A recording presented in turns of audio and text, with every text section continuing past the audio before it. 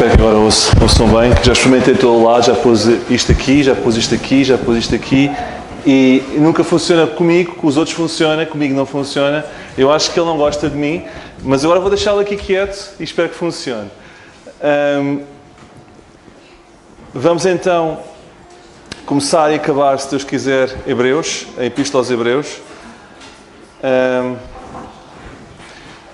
É uma epístola que tem o seu quê, que tem a sua complexidade, mas eu diria que já passámos por mais difíceis. Não é por piores, porque não interpretem pior como sendo mais desvalorizada, mas mais de complexas. Claro que vocês estão a dizer, mas Apocalipse ainda não chegou. É verdade, eu não estava a pensar nessa porque a ainda não chegou. Hebreus é o 58º livro da Bíblia. São 66, ou seja, estamos quase. E é o 19º do Novo Testamento. Neste livro eu estou agora apenas a dar a introdução, nós podemos observar alguns conselhos dados aos judeus, aos hebreus, para que permanecessem firmes na fé em Cristo, porque estava a haver um desvio para os rituais legalistas, judaizantes, e eles estavam a retornar às origens passadas e eles não deveriam fazê-lo. Então, o escritor desta epístola, e já falaremos também sobre isso, estava a destinar uma carta para os hebreus, para os judeus. Não importa se é para os judeus em Jerusalém, se é para os judeus na dispersão, se era para ambos, possivelmente sim, era para os hebreus, era para os judeus. Neste livro temos saudação inicial, que nos permite saber quem escreveu este livro. Claro que vocês acham todos, ou quase todos, que foi Paulo. Eu não sei. Mas também, vou-vos dizer uma coisa, se fosse importante, Deus fazia questão de dizer quem escreveu. Portanto, se acham que eu vou partir para tentar decifrar quem escreveu, não me vou meter por aí. Mas quero-vos fazer pensar um pouco sobre isso também. Muitas vezes alguns crentes dão como certas coisas só porque o A ou B diz e não estudam o assunto, não têm convicções próprias. Não são como os crentes de Bereia. Eu convido toda a gente, quando vem alguma coisa mais complexa, que ganhem convicções próprias, que estudem o assunto, que tenham convicções próprias. Lá porque o A ou B diz que foi Paulo que escreveu, apesar de não estar aqui escrito, será que foi Paulo? Eu não estou a dizer que não foi Paulo, atenção. E não estou mesmo a ironizar, eu não sei se foi Paulo ou não. Mas quero-vos fazer pensar, ok? Por exemplo, o autor deste livro, estamos na introdução, cita sempre o Velho Testamento na versão grega do Velho Testamento, na Septuaginta. Sempre que o Velho Testamento é citado na versão grega do Velho Testamento. Paulo sempre citou o Velho Testamento na versão hebraica. Não foi Paulo. Calma, eu não disse que não foi Paulo. Eu quero-vos fazer pensar. Não aceitem as coisas só porque o A ou B diz. Paulo sempre citou o Velho Testamento na versão hebraica. Este escritor, que até pode ser Paulo, sempre citou na versão grega. Por exemplo, em Hebreus 2.3, nós lemos: como escaparemos nós, escritor incluído, se não atentarmos para uma tão grande salvação, a qual, começando a ser anunciada pelo Senhor, foi-nos, a Ele também, confirmada pelos que ouviram. Mas a Paulo, a salvação foi-lhe confirmada por Cristo. Não foi confirmada pelos que ouviram. Eu não estou a dizer que não tenha sido Paulo que também escreveu isto e que possa considerar este versículo como uma corroboração daquilo que já ouviu de Cristo. Ok? Mas este versículo faz pensar um pouco. Portanto, no final, não vos vou dizer se é Paulo, se não é, mas é que pensem no assunto. No final, este escritor cita Timóteo. Mas Paulo, cada vez que citava Timóteo, dizia filho na fé. Este não diz que é filho na fé. Diz, como o nosso irmão amado Timóteo. Ponto. Eu não estudei este assunto com a profundidade que mereceria, porque nós estamos no voo. Mas vou ser sincero, eu não estou tão certo que tenha sido Paulo. Mas também não posso ser que não foi. E por aqui me fico. Ok? É um assunto que eu devo estudar melhor, para ter convicções. Haverá aqui outros clientes. Isto é a linguagem de trabalho. Haverá aqui outros irmãos que têm convicções mais fortes nesta matéria e que, se calhar, com os quais eu também preciso de aprender sobre este assunto. Eu, pessoalmente, tenho algumas dúvidas. Mas também eu sinto-me confortável com as dúvidas porque, se tivesse para ter certezas, Deus tinha feito questão de dizer quem era. Portanto, é mesmo para deixar a dúvida. Ok? Eu não estou em território perigoso. Estou no território que é o território que Deus me deu para ficar. Ok? Aliás, até vos digo, território perigoso é que eles têm muitas certezas sobre uma coisa que Deus fez questão de não dizer quem era. Eu tenho a certeza que foi X. Mas se fosse para ter certeza, Deus dizia quem era. Digo eu.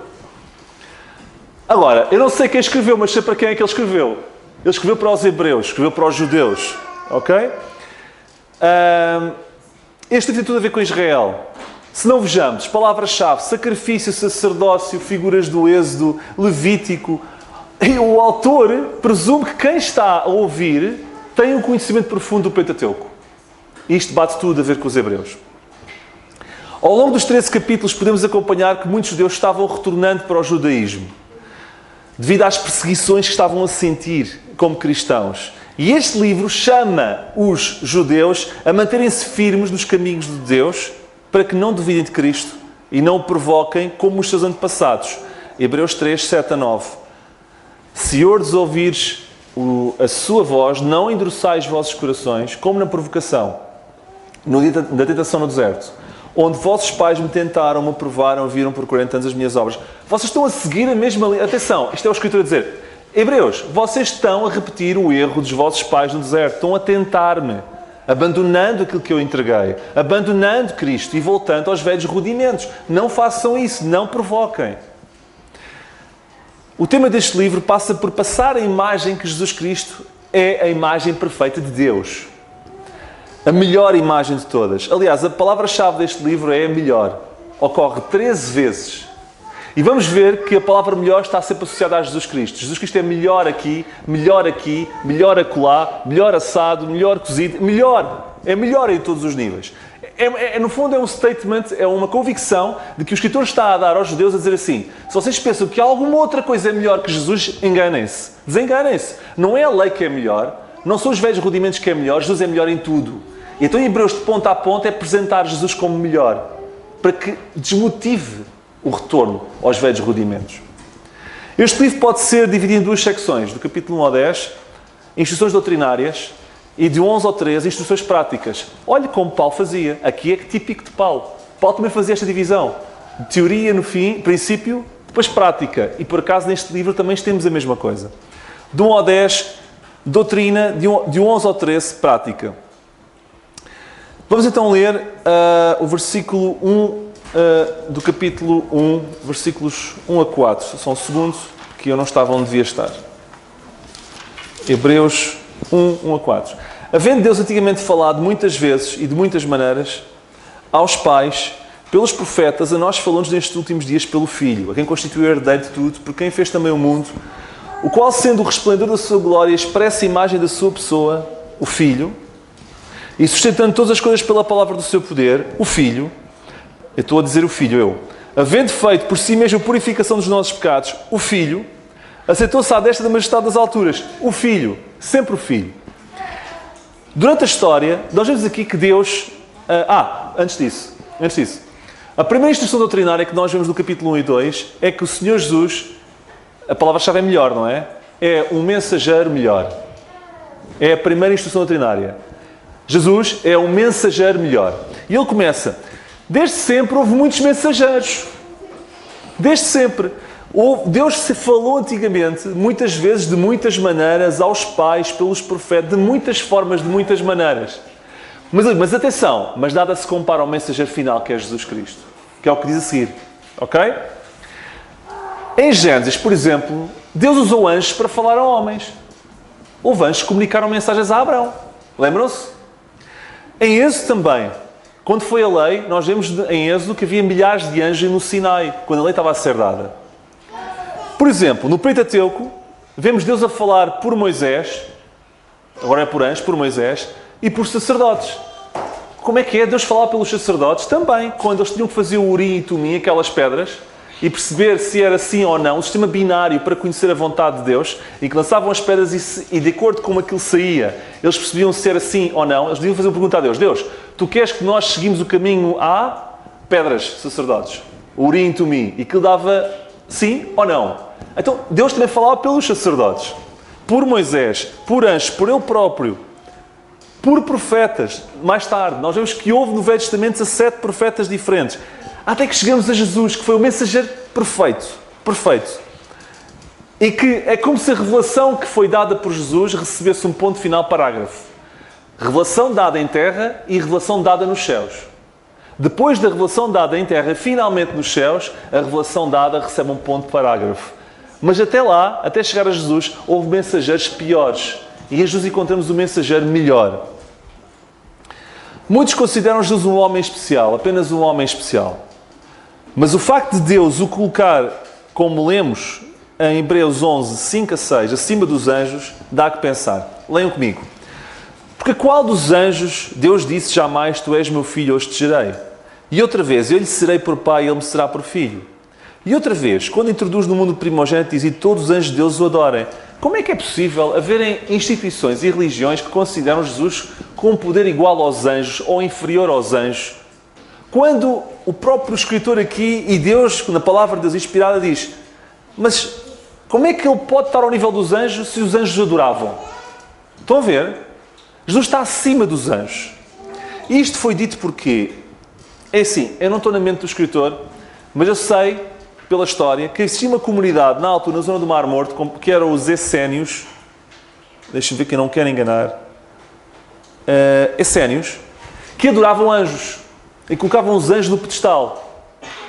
Não sei se por isso, se também por isso e por outras coisas, ou se por nada a ver, se não era o Essénio, era outro qualquer. Os anjos estavam a ter predominância a mais.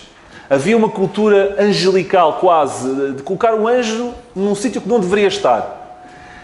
E não é por acaso que Deus escreve isto também. E que inspira também o escritor a fazer isto, a escrever isto. Deixa bem claro que os anjos têm a missão, não é de ser adorados, mas têm a missão, no versículo 14, de servir. Não são, porventura, todos eles anjos, espíritos ministradores, servos, enviados para servir a favor daqueles que hão de herdar a salvação. Um anjo não requer adoração. Um anjo foi criado para servir. E atenção, para servir a todos aqueles que hão de herdar a salvação. Para servir os remidos. Ok? Eu espero não ir depressa demais. Porque esta carta não é fácil. Mas é muito importante. Convém atentar-nos, capítulo 2, versículo 1. Convém atentar-nos com mais diligência para as coisas que já temos ouvido, para que em tempo alguns nos desviemos delas. Versículo 2. Porque se a palavra falada pelos anjos permaneceu firme, como vemos, houve mensagens transmitidas por anjos. Lá está. Foi uma das formas de que Deus utilizou para comunicar um tipo de mensageiro. Se esta mensagem permaneceu firme, e toda a transgressão e desobediência recebeu justa retribuição, como escaparemos nós se não atentarmos por uma tão grande salvação, a qual, começando a ser anunciada pelo Senhor, foi-nos depois confirmada pelos que ouviram? Aqui é muito lógico.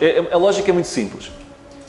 Grau de importância. Se os anjos têm menos importância que Cristo, a mensagem dos anjos, e se a mensagem dos anjos produz consequências, a mensagem de Cristo, por ser mais importante, as consequências são superiores. Ou seja, a rejeição da mensagem de Cristo acarreta maiores consequências do que a menção da mensagem dada pelos anjos. Entendem? Vamos dar um exemplo. Muito tonto, que me lembrei agora. Se calhar vão-me arrepender. Mas pronto, quando penso nestas coisas fora do baralho, imagina que chega aqui o Presidente da Junta. Eu tenho uma mensagem para vos dar. Ok? A mensagem que ele dá merece um tipo de atenção da nossa parte específica. Agora aparece aqui o Presidente da Câmara. A mensagem que este nos dá, se calhar, apresenta um tipo de responsabilidade e de atenção ainda maior. Entendem? E se calhar a desobediência de uma ou de outra tem consequências. Vamos supor que uma só põe à outra. A quem é que vocês preferem obedecer? Ao Presidente da Junta ou ao Presidente da Câmara? Se calhar da Câmara. Certo? Porque pensarão vocês, este como está num ranking superior, eu prefiro fazer o que ele me diz do que o outro. Porque se calhar vou passar pior se desobedecer. Eu prefiro desobedecer ao Presidente da Junta do que ao Presidente da Câmara, dirão vocês. E eu acho que bem. Eu não sei se ajudou. É mais ou menos isto. O que se passava aqui é que estes judeus, embora acreditassem em Jesus, não estavam a levar a sério. Estavam a sofrer uma perseguição horrível e estavam a abandonar a fé. E precisavam de ganhar inputs e energias e barras energéticas de fé para poder ver Jesus como Ele é e para dar importância a Ele e perceber também que existem consequências para a rejeição. É porque não é só dizer Jesus é bom, O que ele diz é certo. Não, é dizer assim, a sua rejeição traz consequências más. Porque ele é tão especial que se o rejeitarem, também vão apanhar a sério. Entende o que eu estou a dizer? Portanto, primeira mensagem, primeira instrução doutrinária, Jesus é um mensageiro melhor. Segunda mensagem doutrinária, e vou saltar a segunda, porque senão não tenho tempo. Era falar que Jesus é um intermediário melhor, mas eu vou passar para outra. Tenho que gerir o tempo. Essa do intermediário melhor está 3 e 4, mas eu vou saltar. Vamos ver também no 3 e 4 outra coisa que era melhor. Vemos em Jesus um mediador melhor. Ok? Mensageiro melhor, mediador melhor. Quem é que eram os mediadores na lei? Eram os sacerdotes, o sumo sacerdote, eram eles que representavam o povo perante Deus. E representavam-no através de sacrifícios, para poder libertar o povo do peso da culpa do seu pecado. Eles representavam o povo perante Deus, eram os mediadores. Agora, leiam comigo capítulo 4, versículos 14 a 16. Visto que temos um grande sumo sacerdote, Jesus, Filho de Deus, hoje já não é os sacerdotes, é Jesus, um sacerdote, o grande sumo sacerdote, que penetrou nos céus, retenhamos firmemente a nossa confissão. Ou seja, não abandonemos a nossa fé, porque o nosso sumo sacerdote, ele não andou aqui na terra, ele entrou nos céus. Porque não temos um sumo... Isto é importante, sabem? Porque o sumo sacerdote também tinha que se sacrificar pelos seus pecados. Ele também tinha que expiar animais pelos seus próprios pecados. Quando aqui o escritor diz assim, atenção, começa assim, nós temos um grande sumo sacerdote, que ele próprio é de tal modo especial que ele também entrou no céu. Ele não precisa de expiação para ele próprio. Que retenhamos firmemente a nossa confissão, porque não temos um sacerdote que não possa compadecer-se das nossas fraquezas, porém um como nós em tudo foi tentado, mas sem pecado. Cheguemos depois com confiança ao trono da graça, para que possamos alcançar misericórdia e achar graça, a fim de sermos ajudados em tempo oportuno. O pecado era um obstáculo no passado, e apenas os sacerdotes tinham o poder representativo para passar por aí e chegar a Deus mediante o sacrifício. E agora vemos um sumo sacerdote perfeito, um mediador perfeito, Jesus Cristo. Na lei, o sumo sacerdote fazia sacrifícios pelo povo, mas como eu já disse, ele era pecador, também tinha que fazer sacrifícios por ele próprio. Vemos isso no capítulo 5, versículos 1 a 3. Onde é que ele está? 3, vejam 3. E por esta causa deve ele, o sacerdote, tanto pelo povo como também por si mesmo, fazer oferta de pecados. Ok? Oferta pelos pecados. Em Jesus Cristo, isto não acontece, porque Jesus nunca pecou. Ou seja, não precisa apresentar sacrifícios por si. No capítulo 5 e 6, temos exortações à maturidade. Ok? E vamos saltar um bocadinho isso. São coisas que têm a ver com maturidade. E no capítulo 7, vemos a continuação da abordagem do sacerdócio.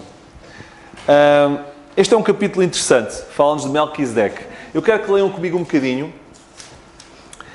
Desde o versículo 1, leiam o versículo 1 a 4 e depois o 11. Porque este Melquisedeque, que era rei de Salém... Antes disso, desculpa, eu vou-vos explicar a história. É mais fácil. Depois quando vocês lerem vão perceber. Esta história vocês já conhecem, mas eu vou-vos explicar na mesma.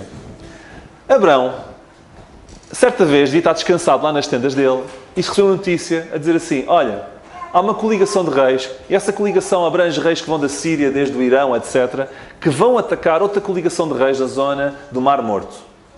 E olha, sabias uma coisa, Abrão? É que nessa coligação de reis, eles ganharam esses reis do Mar Morto. Ok? E estão agora na zona de Damasco. E levaram com ele muitos despojos e o teu sobrinho anda com eles. E o Abrão, pá, aquele sobrinho está-me sempre a armar, está-me sempre a arranjar confusões, pá. Lá vou ter que eu descalçar esta bota outra vez, Deus ajuda-me. Ele foi, ele e se calhar outros 300, estou a brincar, não sei quantos é que foram, e foram, se calhar a Bíblia até explica, e agora não estou a recordar, mas foi até com eles, encontrou-os na zona de Damasco, mais à frente, em cima, aliás, para o norte, ganhou a batalha daquela coligação de reis, libertou o seu sobrinho, pegou nos despojos e quando estava a regressar para sul, onde tinha as tendas, passa por Salém, que é a conhecida Jerusalém, ok? E vai ao encontro deles um indivíduo especial chamado Melquisedeque, que no hebraico Melquisedeque significa... atenção, eu vou dizer isto, mas não é, de certeza que não é assim que se diz. Eu vou dizer, mas não preciso nada de hebraico. Melech é rei. Sedeque é de justiça. É o rei de justiça. Ok? É o que significa Melquisedeque. E este senhor foi ter com ele. Ele era rei e sacerdote. Faz lembrar alguém? Porque na lei o sacerdote era uma coisa e o rei é outra. Ninguém podia acumular as duas funções, certo? Mas este senhor ocupava... isto é antes da lei, é verdade. Mas ele ocupava as duas funções. Tinha as duas funções. Era rei e sacerdote. E vemos que Abraão oferece-lhe despojos da conquista, dá-lhe dízimos. Na tradição, segundo a tradição histórica, só se dá despojos a quem se reconhece predominância ou poder sobre. O facto de Abraão dar despojos é uma forma de Abraão dizer: eu reconheço que Melquisedeque está muitos furos à minha frente, acima de mim. É isso que significa dar o despojo. Ok? Tendo isto em mente, e já vou explicar mais detalhes do que aqui está, e percebendo isto, leiam comigo. Porque este Melquisedeque era rei de Salém, sacerdote de Deus Altíssimo, e que saiu ao encontro de Abraão quando ele regressava da matança dos reis. Agora entendem, não é? E o abençoou, a quem também Abraão deu o dízimo de tudo, e primeiramente é por interpretação rei de justiça. Estão a ver a interpretação do nome dele? Rei de justiça porque é Melquisedeque. E depois também rei de Salém, que é rei de paz. Porque Salém significa paz. Ou seja, este senhor tinha três coisas. Ele era rei da justiça e de paz. O seu nome significava rei de justiça, mas por ele ser rei de Salém, e Salém significa a paz, ele também conseguia conciliar nele próprio justiça e paz. Estão a acompanhar ou estou a ser muito rápido? Pronto. Sem pai, sem mãe, sem genealogia. Calma lá, não me vou meter por aqui. Eu creio que estou bem certo de quem ele é, mas eu não vou meter por aqui. Hoje, não tendo princípio de dias nem fim de vida. Se calhar vocês também já perceberam quem poderá ser. Mas sendo feito semelhante ao Filho de Deus, permanece sacerdote para sempre. Considerai, pois, quão grande era este, a quem até o patriarca Abraão lhe deu o dízimo dos despojos. Estão a ver? Quando nós damos o dízimo, nós estamos a reconhecer que sujeitamos ao poder de outro. E aqui a Bíblia confirma isso. Versículo 11. De sorte que se a perfeição fosse pelo sacerdócio levítico, porque sob ele o povo recebeu a lei, que necessidade havia de mais que outro sacerdote se levantasse? Ou seja, se o sacerdócio levítico, que iria derivar dos lombos de Abraão, os levitas, que iam dar origem ao sacerdote levítico, fosse o sacerdote, o creme de la creme, o melhor que havia, ok? Por que razão ia-se levantar outro sacerdócio mais predominante e mais poderoso? E não fosse chamado segundo a ordem de Arão? Porque mudando de sacerdócio, necessariamente se faz também mudança da lei. Eu já explico isto. Porque quem estas coisas se dizem, pertence a outra tribo da qual ninguém serviu ao altar. Vamos parar, vamos respirar fundo. Eu sei que é quarta-feira à noite, mas eu vou-vos ajudar a explicar isto da forma mais simples possível. Está aqui esta escritura a dizer, Paulo ou outro, se calhar alguns vão me bater por não ter dito que é Paulo que escreveu isto, mas não interessa. Eu tenho que falar de convicções próprias. Mas também se eu perceber que talvez seja mais Paulo do que eu achava hoje, daqui a uns tempos também estou aqui a dizer, olha, se calhar acho que é mais Paulo, ou menos, mas eu estou aqui com convicções próprias. Quanto a isto, quero dizer o seguinte, o que ele está aqui a dizer é, vai haver um sacerdócio mais poderoso. E vamos explicar esta história como se fosse uma escola dominical.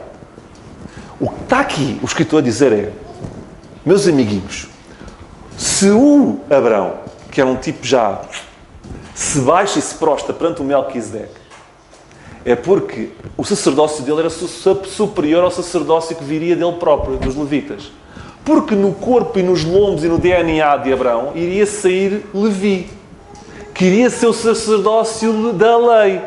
E quando Abraão se prostra perante Melquisedeque, é estar a reconhecer perante Melquisedeque que o seu sacerdócio atual vai ser superior ao da sua própria linhagem futura. Estão-me a acompanhar? E este sacerdócio de Melquisedeque é o sacerdócio que deu origem a Jesus. Rei sacerdócio. Estão a apanhar as coisas? Foi uma forma antecipada de Gênesis de dizer que um dia virá alguém que será rei sacerdote e que terá muitos furos acima do sacerdócio de Levi, da lei. Estará muitos, porque Jesus vem da ordem de Melquisedeque. Salmo 110 também fala sobre isso. Que Jesus virá da ordem de Melquisedeque. E depois há uma coisa curiosa. Muito curiosa. Onde é que está isto? Qual é a tribo que Jesus vem? Judá. Olha como é que termina o versículo 14. Visto ser manifesto que o nosso Senhor procedeu de Judá e concernimento a esta tribo nunca Moisés falou de sacerdócio. Estão a ver? Que é um sacerdócio diferente de Judá, onde veio Jesus. Vou ter que avançar. Deixa-me ver. Já falei sobre isto. Muito bem, ok. Capítulo 8. Isto assim do Melquisedeque, isto é muito profundo. E eu nem sequer cheguei à ramagem. Ok? Senão isto não era um voo. Eu acho que só ficávamos pelo capítulo 7 durante 2 ou 3 dias. Sabe uma coisa? Eu acho que quem sube ao púlpito também tem que ter muita humildade. Mas tem que ter uma humildade especial para temas mais complexos. E que tem que procurar falar de uma forma mais simples possível, sobretudo nesses temas mais complexos. Porque não é fácil, sobretudo um dia à noite, e eu percebo perfeitamente.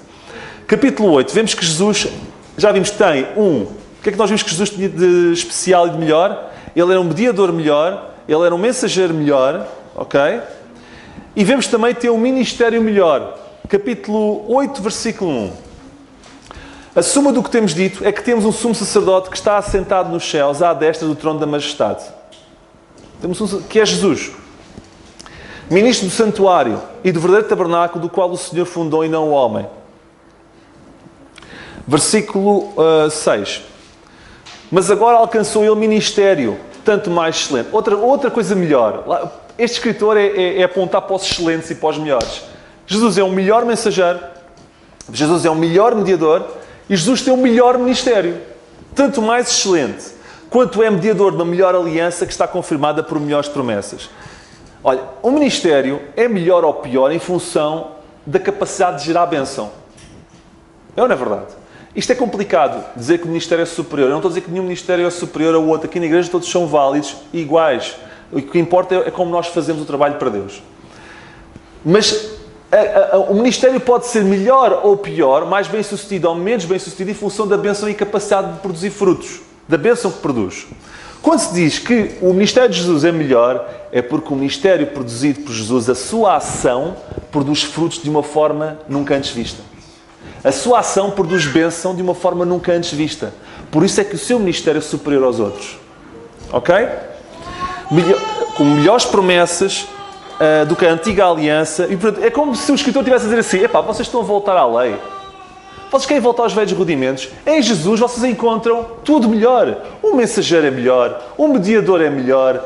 Ele próprio tem condições de tornar tudo melhor porque ele tem um ministério melhor. É para vocês acordem para a vida. E as consequências de não obedecer são mais drásticas do que se fossem as consequências pela lei. Ok? A lei procura, uma vez li isto, e por acaso lembrando por aqui, a lei procura modificar a conduta dos homens. Não faças, não comas, não pises, ou faz isto, faz aquilo, faz o outro. É modificar conduta. A graça quer modificar caráter. E muitas vezes nós confundimos as coisas. A lei quer modificar as condutas. A graça quer modificar o caráter. E nós muitas vezes pensamos que pela conduta estar boa, o caráter estar ok. E muitas vezes o caráter pode estar um caco. O caráter pode estar um caco. E nós somos legalistas quando muitas vezes avaliamos os outros pela conduta. E desprezamos o caráter. Porque Deus olha para o caráter. Meus amigos, e falo para mim também, o mais importante aqui é o caráter. Porque se o caráter estiver bom, a conduta estará boa. Mas se a conduta estiver boa, o caráter pode não estar bom. E a lei foca-se no conduta. A graça foca-se no caráter. E sendo o Senhor o proprietário desta aliança nova, Ele está focado. É como se o escritor estivesse a dizer assim: meus amigos, vocês até aqui sempre tiveram a apanhar nas orelhas para fazer aquilo, para fazer aquilo, para fazer aquilo. Até agora, vocês tiveram um mestre que só vos quis impor condutas. Mas agora em Cristo, vocês podem ter um caráter novo. Vocês podem ser. Não é fazer. Vocês podem ser. Portanto, não vale a pena voltar para trás. Ok? Até ao final do capítulo 8 vemos uma citação de Jeremias 31, uma alusão a promessas de Israel no meio do reino, onde explica que todos me conhecerão, e que todos terão as minhas palavras no seu coração. E alguém dirá, já aconteceu. Não creio, porque em Israel nem toda a gente pensa da mesma forma, e todos têm a palavra de Deus no seu coração, desde o mais novo ao mais velho. Isto é uma alusão ao reino. Mas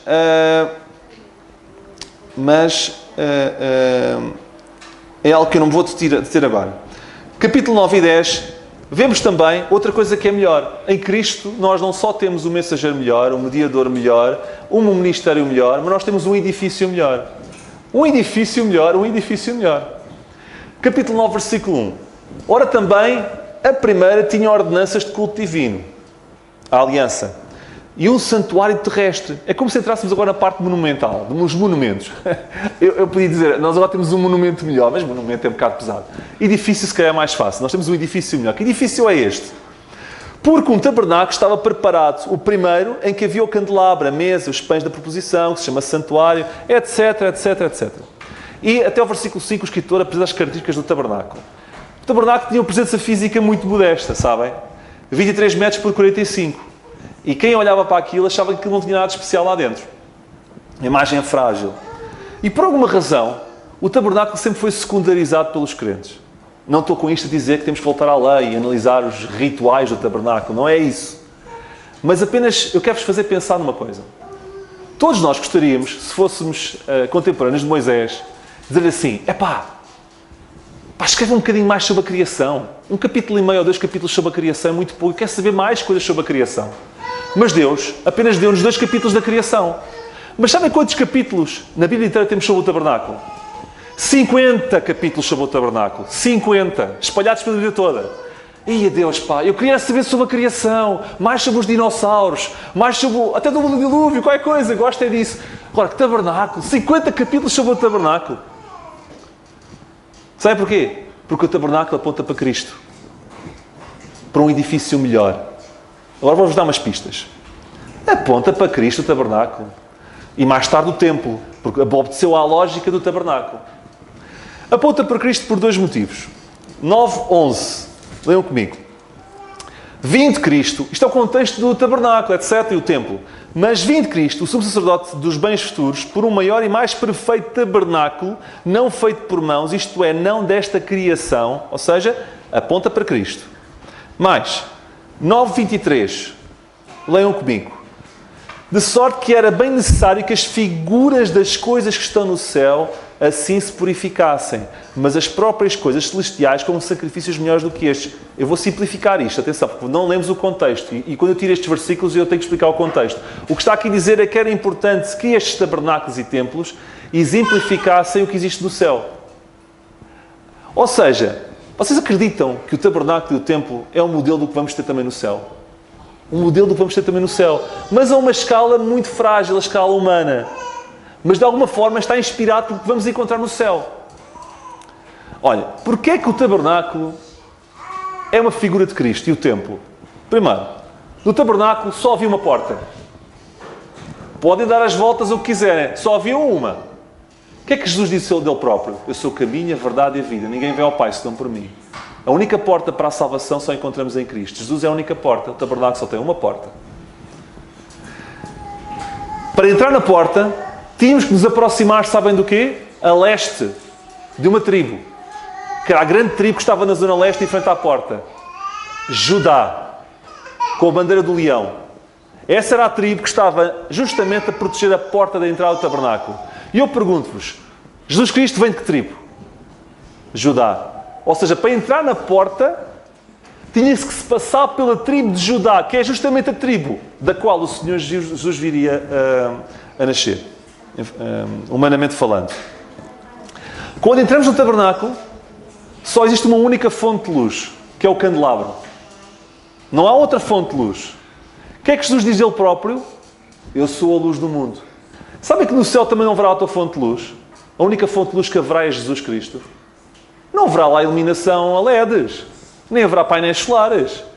O brilho de Jesus é de tal modo forte que não haverá necessidade de mais nada. Tal como o candelabro era suficiente no tabernáculo, para iluminar todo o tabernáculo, Jesus vai ser suficiente para iluminar tudo à sua volta.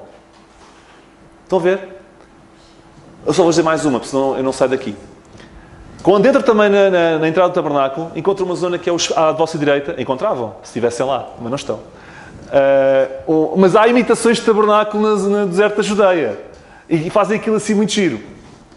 Talvez um dia Deus me dê a oportunidade de lá ir. Eu gostava de ver. Uma mesa da proposição com pães. O que é que Jesus disse ao próprio? Eu sou o pão da vida. Estão a ver como tudo aponta para Cristo. E havia coisas ainda mais interessantes, mas eu não posso ir por aí. Ou seja, Jesus é o melhor edifício. Melhor mensageiro, melhor mediador, melhor edifício. E eles dizer, abaná-los todos. Judeus, hebreus, abaná-los. Seus malandros, seus doidos, não voltem para trás. O que têm para a frente é melhor, acordem para a vida. Estão a ver? Explicando assim, talvez vocês gostem um bocadinho mais de Hebreus. E tenham vontade de ler mais vezes. Porque isto é o contexto que está por trás de Hebreus. 9:28. Assim também Cristo, oferecendo-se uma vez para levar os pecados de muitos, aparecerá a segunda vez sem pecado aos que o esperam para a salvação. Uma vez. Na altura, eles tinham que o sacerdote ir 1, 2, 3, 4, 5, 6. Jesus, de uma só única vez, resolveu o problema. E isto é especial. E isto só encontramos em Cristo. A expiação perfeita, completa e definitiva. Vamos entrar na parte final. Capítulo 11, 12 e 13, que é a exortação prática.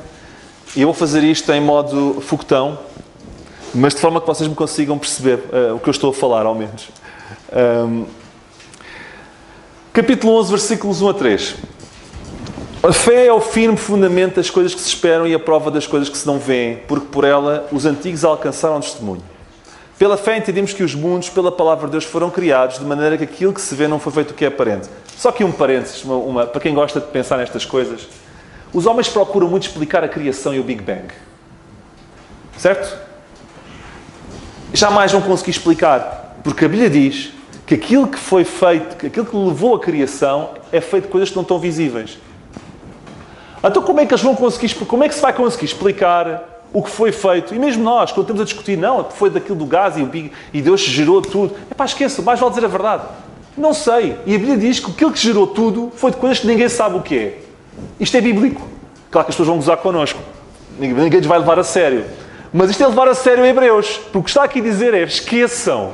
Vocês podem correr para trás, para a frente, para trás, para a frente. O que criou tudo, tudo foi criado por coisas que ninguém sabe o que é. E agora tenham fé. Ok? Não é por acaso que está na zona do capítulo da fé. É porque temos que nos ter fé. O que é que criou tudo? Não sei. Não, é algo que ninguém sabe o que é o que a Bíblia diz. Pronto, vamos ter fé sobre isso. Não, isto é um parênteses, porque nós muitas vezes queremos racionalizar, explicar tudo. E há coisas que não são suscetíveis de nós explicarmos. Não precisamos de saber.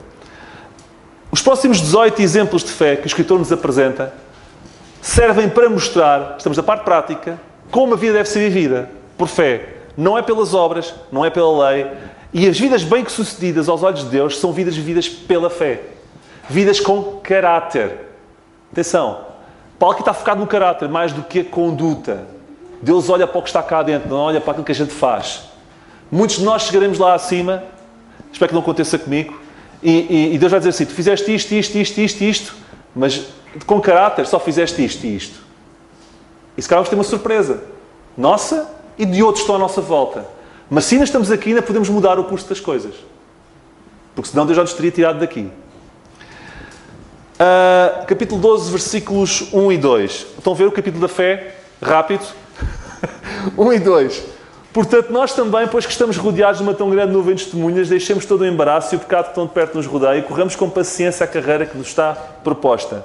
Olhando para Jesus, autor e consumador da fé, o qual, pelo gozo que lhe estava proposto, suportou a cruz, desprezando a afronta e assentou-se à destra do trono de Deus. Isto é complicado. Porque aqui o que está aqui é tanta coisa que nós podemos ficar aqui imenso tempo. Mas, rapidamente, o que diz aqui é, não corram para o judaísmo, para a lei, para a religião. Olhemos para Jesus todos os dias e corremos com paciência uma vida, olhando para Jesus, vida pela fé. Ponto. Prática. É o que este escritor está aqui a dizer. Olhar para Jesus, acordar todos os dias, pegar na Bíblia, orar, olhar para Jesus. Ok, está difícil, vamos olhar para Jesus e viver pela fé, confiando nele, dia após dia, passo a passo, passo a passo, passo a passo. É um resumo sobre isto, ok? E depois diz, façam-no por vocês próprios, façam-no porque Deus merece e façam-no porque há muitos que vos observam. Façam-no por vocês próprios, façam, talvez primeiro, porque Deus merece, por vocês próprios e façam-no porque outros seres, voltamos à história da matéria que ninguém sabe o que é, eu também não sei que seres são.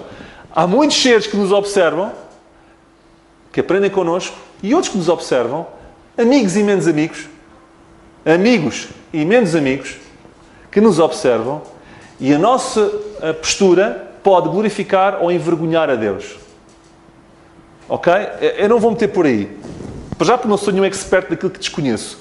Mas, mas também não quer dizer nenhum disparate.